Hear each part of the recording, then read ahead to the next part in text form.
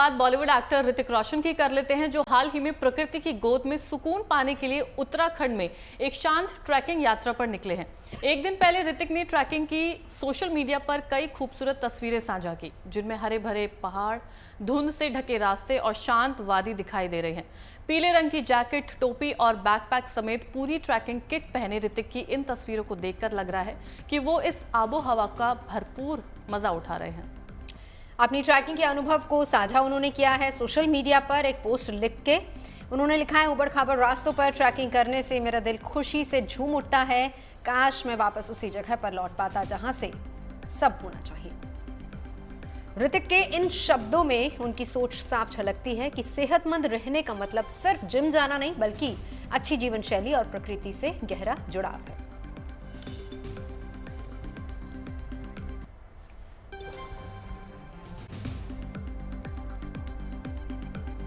मुंबई के केईएम अस्पताल में हाईटेक स्पोर्ट्स क्लिनिक बनाया गया है, जो यहां खेल चिकित्सा के क्षेत्र में एक महत्वपूर्ण कदम है, क्योंकि ये यहां का पहला सरकारी हॉस्पिटल है। और ये अस्पताल घायल खिलाड़ियों के लिए एक अहम मेडिकल सर्विस है। आपको यहाँ इस अस्पताल में तकनीक संचालित सुविधा मिल रही है।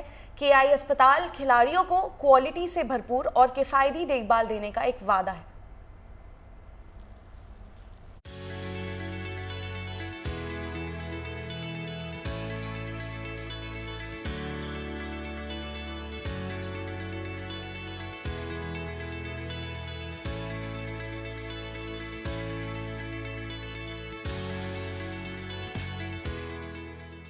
ये किसी 5 स्टार होटल का जिम नहीं है, बल्कि बीएमसी के अंडर में आने वाले केईएम अस्पताल में बना स्पोर्ट्स क्लिनिक है। अभी तक जिन खिलाड़ियों को इंजरी के बाद महंगे अस्पतालों के चक्कर काटने पड़ते थे, उनके लिए ये क्लिनिक राहत लेकर आया है। यहाँ न केवल वर्ल्ड क्लास मशीनें मौजूद हैं, बल्कि इलाज भी बड़ा किफायती है। इस समय मैं जहां मौजूद हूं, वहां की तस्वीरें देखने के बाद आपको ऐसा लगेगा कि मैं किसी लग्जरी जिम में हूं, जहां बहुत सारे पैसे देने के बाद लोग व्यायाम करने आते हैं, अपनी बॉडी शॉडी बनाने के लिए आते हैं। थोड़ा तस्वीरों में देखें, एक से बढ़कर एक मशीनें यहां पर रखी गई हैं, बिल्कुल उसी तरह से जैसा कि व्यायामशाला यानी कि जिम में होती हैं। लेकिन बहुत आश्चर्य होगा आपको ये जान करके कि ये कोई जिम नहीं, बल्कि एक अस्पताल है, और कोई प्राइवेट अस्पताल नहीं, बल्कि सरकारी अस्पताल है। न केवल मुंबई बल्कि महाराष्ट्र में ऐसा पहली बार हुआ है कि इस तरह से महानगर पालिका द्वारा एक लग्जरी अस्पताल का निर्माण किया गया है। ये सरकारी स्पोर्ट्स क्लिनिक इसलिए भी खास है क्योंकि आमतौर पर निजी अस्पतालों में स्पोर्ट्स सर्जरी पर लाखों रुपए खर्च होते हैं, लेकिन यहाँ ऐसी इंजरी की सर्जरी और रिहैबिलिटेशन का खर्च करीब करीब 0 है। इस क्लिनिक में ऐसी तमाम मॉडर्न मशीनें मौजूद हैं, जो खिलाड़ियों को न केवल इंजरी से उबरने में मदद करती हैं, बल्कि कम समय में खिलाड़ी को मैदान में उतरने लायक बनाती हैं। यहाँ 3 ऑपरेशन थिएटर हैं, 20 बेड का रिहैब यूनिट है, और तो और तमाम थेरेपी के अलावा यहाँ खिलाड़ियों को हाइपरबैरिक ऑक्सीजन थेरेपी की सुविधा तक है। HBOT थेरेपी है, मतलब हाइपरबैरिक ऑक्सीजन थेरेपी। इसमें 1 से 3 एटमॉस्फेयर उच्च दाब में ऑक्सीजन डिलीवरी किया जाएगा। ये चैम्बर में आप देख सकते हो, ये चैम्बर ऐसा खुलेगा और इसमें पेशेंट अंदर जाके लेट सकता है, और फिर 15 to 20 मिनट्स के लिए हम 1 to 3 एटमॉस्फेयर, मतलब हायर एटमॉस्फेयर में 100% ऑक्सीजन डिलीवरी करेंगे। इसमें क्या होता है कि 100% oxygen therapy, hyperbaric oxygen therapy देने के बाद में एथलीट्स का रिकवरी बहुत फास्ट होता है। जाहिर है, वो मुंबई जिसका दिल खेलों के लिए धड़कता है, वहाँ के खिलाड़ियों के लिए ये सेंटर किसी वरदान से कम नहीं है, क्योंकि इस सेंटर में हर वो सुविधा मौजूद है जिसे आप वर्ल्ड क्लास कह सकते हैं, जैसे कि अंडर वाटर ट्रेडमिल। देखिए, ये एक्वा ट्रेडमिल है, इसमें ऐसे पेशेंट अंदर जा सकता है और फिर हम उसे बंद कर सकते हैं। ओके, और बंद करने के बाद ये कम्प्लीटली सील हो जाएगा। और वहाँ पे आप देख सकते हैं दूसरा प्लांट, उसमें आरओ का वाटर प्लांट ट्रीटमेंट प्लान है। वहाँ से वाटर फिल्टर होके इसमें आएगा, जिसमें हम टेम्परेचर भी मॉड्यूलेट कर सकते हैं। और उसके बाद में जो नॉर्मल ट्रेडमिल है वैसे ट्रेडमिल रहेगा, लेकिन इसमें पानी रहेगा और इसका वाटर लेवल भी हम एडजस्ट कर सकते हैं। तो वाटर का फ़ायदा ये रहता है कि अगर मैं नॉर्मल ज़मीन पे चलूँगा तो ग्रेविटी की वजह से जो रिएक्शन फोर्स आता है वो वाटर में 50 to 60% कम हो जाता है। तो हम एथलीट को पोस्ट सर्जरी अर्ली रिकवरी के लिए यहाँ पे लेके आ सकते हैं और यहाँ पे ट्रेडमिल पे उनको रनिंग करवा सकते हैं, बाकी एक्सरसाइज भी करवा सकते हैं। इस तरह के अस्पताल देख करके और कहीं ना कहीं स्पोर्ट्स खेलने वाले जो मुंबई महाराष्ट्र के बच्चे हैं, जो युवा पीढ़ी हैं, उनके लिए बहुत ही ज़्यादा खुशी की खबर है, क्योंकि जब भी किसी तरीके की चोट उन्हें लगती है तो वो आसपास के अस्पतालों में जाते हैं। कभी कभी समय से उनका इलाज नहीं हो पाता है, तो कभी कभी पैसों की कमी होने लगती है। लेकिन जिस तरीके से मुंबई के महानगर पालिका के अंतर्गत आने वाला ये केईएम अस्पताल ने इस तरह की व्यवस्था लाई है, लग्जरी व्यवस्था लाई है, वाकई में देखने के बाद लगता है कि भैया इससे बड़ी गुड न्यूज़ आखिरकार क्या ही होगी। वीडियो जर्नलिस्ट वादत खां के साथ Dharmendra Dubey, good news today, Mumbai. चलिए अब खबर लखनऊ के उस जगह की जहां पर लोगों को सैर सपाटे के साथ साथ इतिहास से भी रूबरू होने और राष्ट्र निर्माण में योगदान देने वाले 3 बड़े नेताओं के बारे में गहराई से जानने का मौका मिलेगा। बिल्कुल, लखनऊ में अब राष्ट्र प्रेरणा स्थल बनाया गया है, जिसका लोकार्पण जल्दी ही होने वाला है और इसके बारे में विस्तार से हम आपको बताते हैं।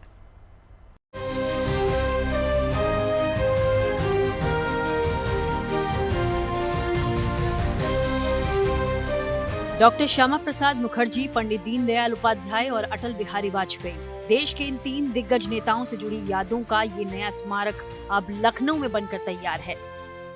गोमती नदी के किनारे बने राष्ट्र प्रेरणा स्थल का ये विहंगम दृश्य इसकी भव्यता की झलक पेश कर रहा है।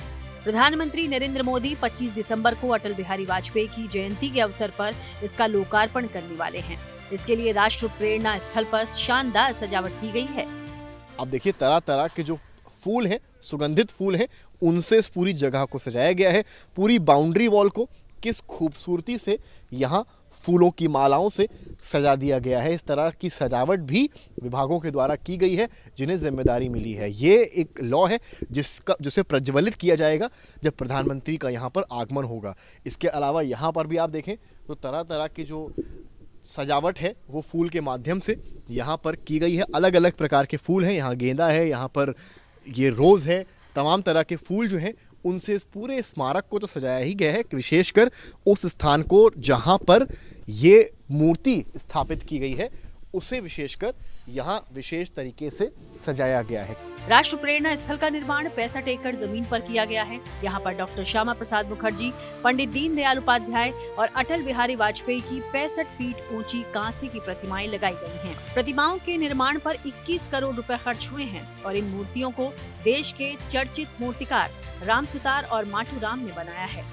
प्रेरणा स्थल परिसर में न केवल नेताओं की प्रतिमाएं हैं, बल्कि म्यूजियम भी बनाया गया है। तो इसमें क्या क्या सुविधाएं? तो संगम नगरी प्रयागराज में इन दिनों एक मेले की खूब चर्चा हो रही है, जहां पारंपरिक रंग और आत्मनिर्भरता की एक जीवंत तस्वीर भी नजर आती है।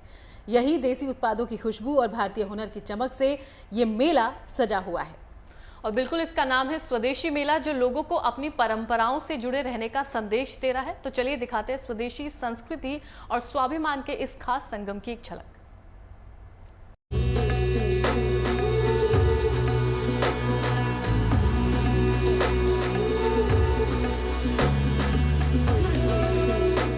पारंपरिक रंगों की छटा, देसी खुशबू और भारतीय हुनर की चमक।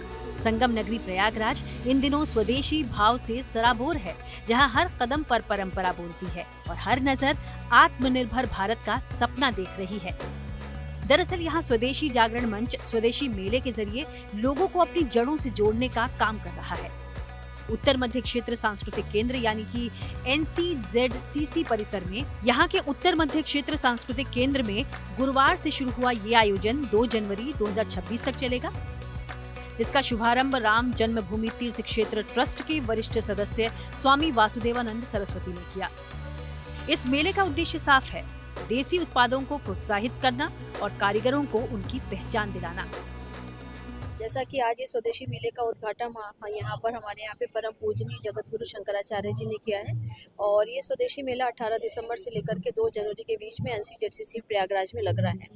इस मेले का उद्देश्य स्वदेशी चीज़ों को उत्पादों को बढ़ावा देना और हर के घर में जो है वो स्वदेशी उत्पाद पहुँचे, ऐसा लक्ष्य लेकर के चल रहे हैं। और आज जगत गुरु आदि शंकराचार्य जी ने हम लोग को यहाँ पर इसका आशीर्वाद भी दिया है।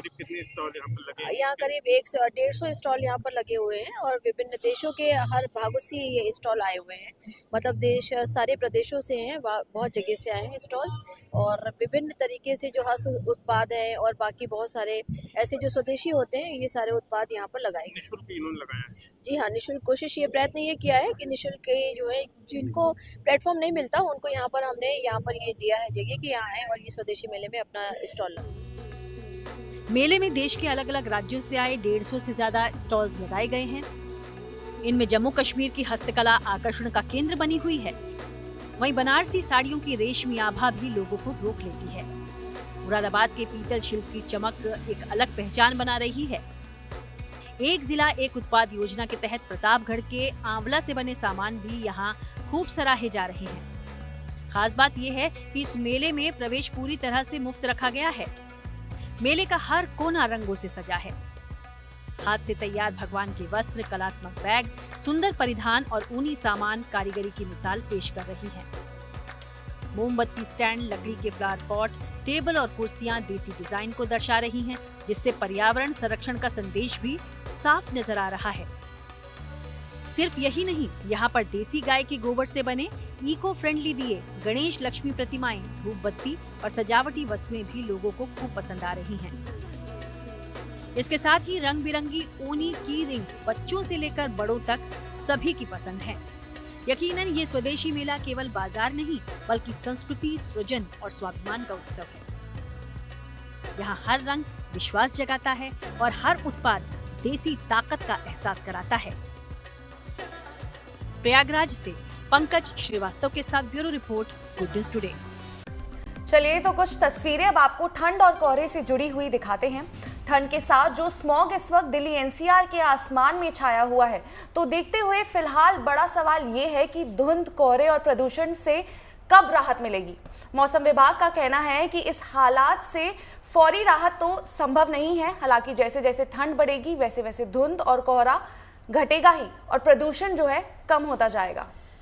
दरअसल मौसम विभाग के मुताबिक एक वेस्टर्न डिस्टर्बेंस एक्टिव हो रहा है और जिसका असर पहाड़ों पर बर्फबारी और हल्की बारिश के तौर पर देखने को मिल सकता है, लेकिन मैदानी इलाकों में पारा और गिरने की उम्मीद भी जताई जा रही है, जिससे कोहरा और घना हो सकता है। फिलहाल दिल्ली और एनसीआर की बात करें तो इसी के साथ साथ उत्तर भारत में कोहरे और प्रदूषण की स्थिति गंभीर बनी हुई है।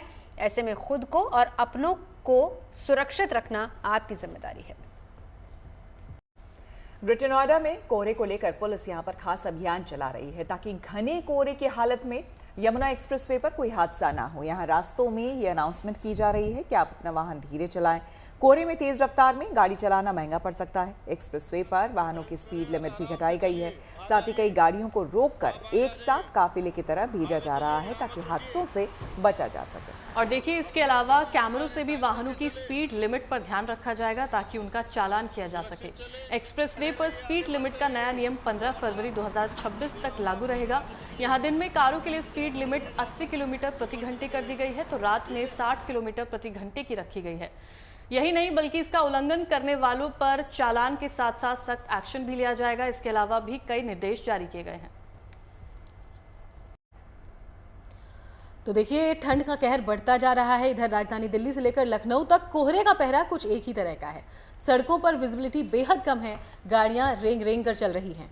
तो वहीं लोग इस ठंड से राहत पाने के लिए अलाव का सहारा ले रहे हैं, तो कहीं चाय की चुस्की गर्माहट दे रही है। लखनऊ में कैसा है ठंड का मिजाज, हमारे सहयोगी संतोष कुमार बता रहे हैं। बढ़ती ठंड और घने कोहरे से उत्तर भारत ठिठुर रहा है। बात अगर उत्तर प्रदेश की करें तो उत्तर प्रदेश के सभी इलाकों में ठंड की मार से लोग बेहाल हैं। सड़कों पर चलने वाले लोगों के लिए सिर्फ हेडलाइट जलाकर सफर करना ही मुश्किल हो रहा है। वजह साफ है कि घने कोहरे से लाइट जलाकर भी आगे दिखाई नहीं पड़ रहा, जीरो विजिबिलिटी हो गई है। इस समय मैं लखनऊ के अंबेडकर पार्क में मौजूद हूं और आप देखिए कि किस तरीके से विजिबिलिटी कम है। बीते कुछ दिनों से लगातार एक्सप्रेसवे तमाम राष्ट्रीय राजमार्गों पर हो रही घटनाओं को देखते हुए ये निर्देश दिए गए हैं। ऐसे में लोगों के सामने सिर्फ और सिर्फ अगर कोई सहारा है तो सिर्फ चाय है।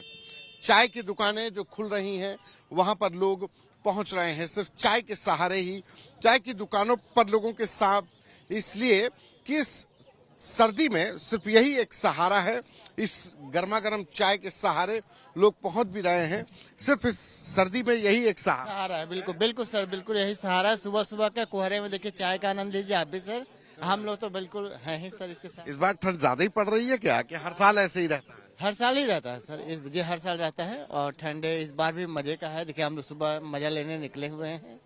अभी मजे की बात है ठंड से। जी सर, जी सर, जी सर, मजे की बात। तो सिर्फ गर्म चाय एक सहारा उन लोगों के लिए जो मॉर्निंग वॉकर्स हैं, लेकिन एहतियात बरतने की जरूरत है। उत्तर प्रदेश सरकार ने जिस तरीके से निर्देश दिए हैं कि जो लोग सफर कर रहे हैं वो स्पीड को कम रखें, क्योंकि हाई स्पीड और जीरो विजिबिलिटी हो तो ऐसे में सड़क दुर्घटनाएं लगातार बढ़ती जा रही हैं, लोगों की जानें जा रही हैं।